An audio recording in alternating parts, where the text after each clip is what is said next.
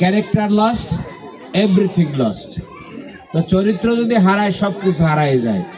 অর্থ হারাইলে কিছুই হারায় না, স্বাস্থ্য হারাইলে কিছুটা হারায়।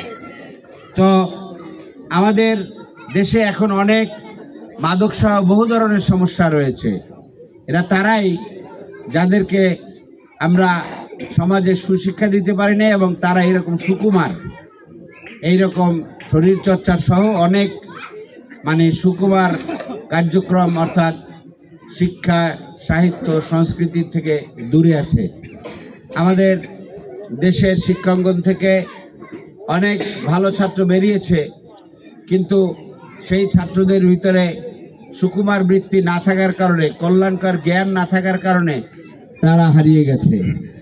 আজকে টিএসএল তারুণ্য সুপার লিগ এই উদ্যোগটা নিয়ে আমি মনে করি 23 নম্বরে একটি অত্যন্ত গুরুত্বপূর্ণ একটি উদ্যোগ নিয়েছেন, যেখানে যুব সমাজকে গড়ে তোলার একটি সুযোগ সৃষ্টি হয়েছে।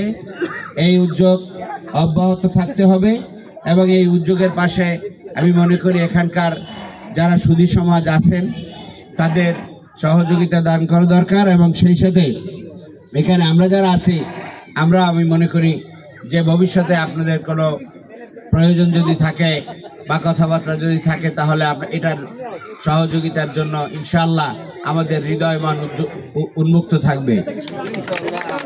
আর আরেকটি কথা হচ্ছে যে বাংলাদেশে এখন একটা পরিবর্তন হয়েছে। এই পরিবর্তন তরুণরাই করেছে। এই তরুণরা আগামী দিনের এই পরিবর্তনে যদি ভূমিকা রাখে, দেশে যদি পরিবর্তন হয় এবং সেখানে যদি কাজ করার সুযোগ থাকে, আমরা মনে করি যে আজকের যে সমস্ত তরুণরা বাংলাদেশকে অনেক রক্তে দ্বারা খেলাধুলা, সাহিত্য, সংস্কৃতির, ছাত্রত্ব থেকে তারা পরিবর্তনের জন্য ঝুঁকি নিয়েছে, তারা দেশের সবচাইতে বড় সম্পদ।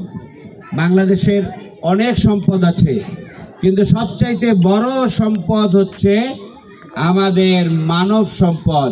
এবং সেই যে ছোট্ট ছোট্ট শিশুরা এখনো আপনাদের পাশে বসে তারা খেলা দেখছে, তারা যখন বড় হবে একজন মানব শিশুই